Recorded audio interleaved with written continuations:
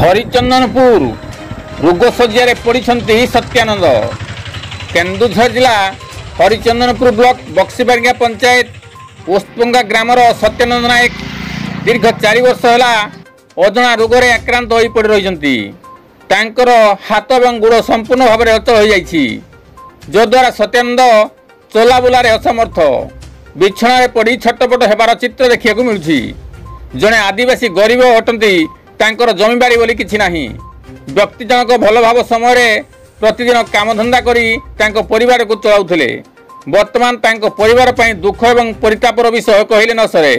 सत्यानंद रोगरे आक्रांत रहिता बेले तांको स्त्री मध्य प्रतिदिन कामधंदा करी बहु कष्टरे परिवार को चलाउछंती। स्वामीर सेवा मध्य करुथिबा जଣା पड़िछि। तांको भरोसा केवल सरकार तरफ मिलुथिबा राशन कार्ड ता छड़ा तांको पाखरे सरकारी सुविधा किछि नाही। भारत सरकार एवं राज्य सरकार प्रति जिला व ग्रामगुड़ी को स्वास्थ्य सुविधा पाई आदिवासी हरिजन साधारण कोटी कोटी टंकार व्यवस्था करिसेंती। ताहा पुणी ग्रामांचल जनसाधारण पाई मेडिकल सेवार सात सपन बोली ओस्तपंगा ग्रामर समस्त जनसाधारण माने दुख प्रकाश करती। यह जिला प्रशासन एवं राज्य सरकार दृष्टि देई रोगरे आक्रांत एही सत्यानंद नायक को सरकारी सेवा जोगाई देवाई एवं वार्धक्य भत्ता देवाई वार्ड मेंबर सुमंत नायक एवं ओस्तपंगा ग्राम समस्त जनसाधारण दाबी करछंती। हरिचंदनपुर चंद्रमणि पात्र का report KD news Odia. Satyananda Nayak कौन हेछि आपनकर के माने केते वर्ष हलानी आपण एंती रोग रे पीड़ित अछंती? 4 वर्ष पीड़ित अछंती।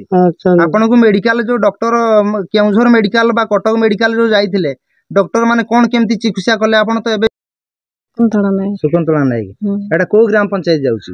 बक्सीबारिया गाँव ना कोन? ओस्तपंगा। ओस्तपंगा कोन हेछि आपण को स्वामी कर कोन समस्या हेछि? कोन पई समान चाली पार नाती को रोग रे पीड़ित अछंती?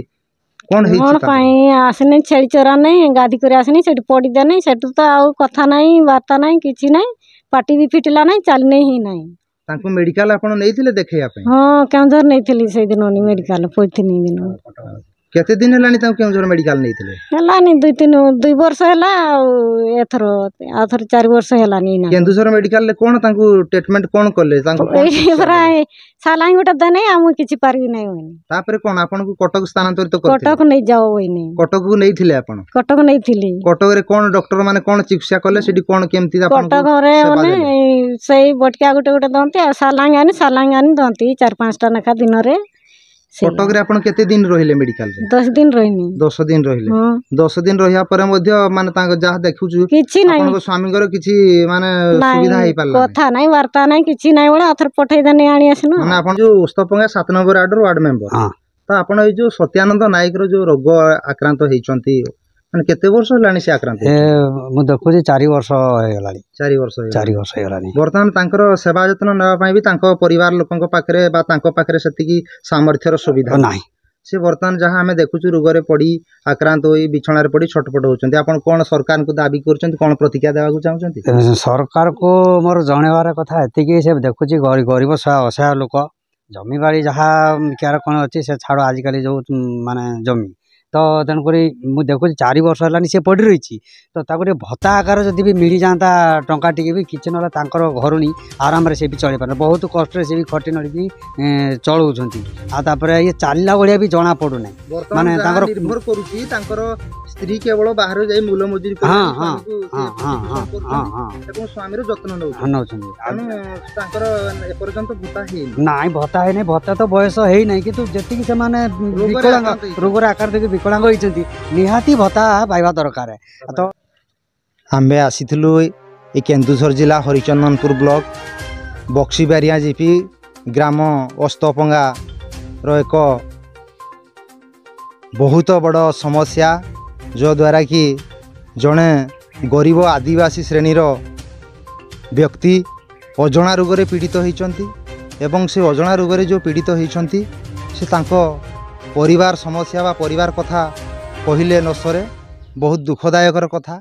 से माने ना तांकर जमीबाड़ी अच्छी ना तांको पाखरे अर्थर सुविधा अच्छी तांको पाखरे किछि भी सुविधा नथिबारु से जड़े निरीह आदिवासी गरीब व्यक्ति जनक ଅଚିହ୍ନା ରୋଗରେ ପୀଡ଼ିତ ହୋଇ ରୋଗରେ ଛଟପଟ ହୋଇ ସିଏ ଘରେ ନିରାଶ ହୋଇ ବସିଛନ୍ତି ଏବଂ ତାଙ୍କୁ ସାହାଯ୍ୟ କରିବା ପାଇଁ ତାଙ୍କ ପାଖରେ ଆଉ କେହି ବି ନାହାନ୍ତି।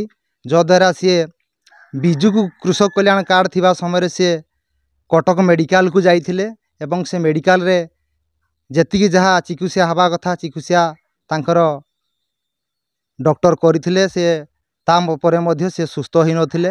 ଡକ୍ଟର ତାଙ୍କୁ କିଛି ଦିନ ପରେ ଗାଁକୁ ବା ଘରକୁ ପଠାଇ ଦେଇଥିଲେ। ସେ ଆଜି ପର୍ଯ୍ୟନ୍ତ ଦୀର୍ଘ 3-4 ବର୍ଷ ହୋଇଗଲାଣି ସିଏ ପାରାଲିସିସ୍ ବୋଲି ଯାହା ତାଙ୍କ ପରିବାର ପାଖରୁ ଶୁଣିବାକୁ ପଡ଼ୁଛି, ସେ ପାରାଲିସିସ୍ ରୋଗରେ ପୀଡ଼ିତ ହୋଇ ସିଏ ବିଛଣାରେ ଛଟପଟ ହେଉଛନ୍ତି।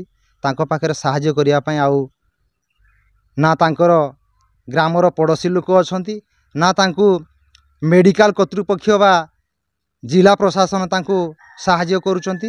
ଯଦ୍ୱାରା କି ସେ ଗରିବ ଆଦିବାସୀ ନିରୀହ ଲୋକଟି ବହୁ ଅସୁବିଧାର ସମ୍ମୁଖୀନ ହେଉଛନ୍ତି।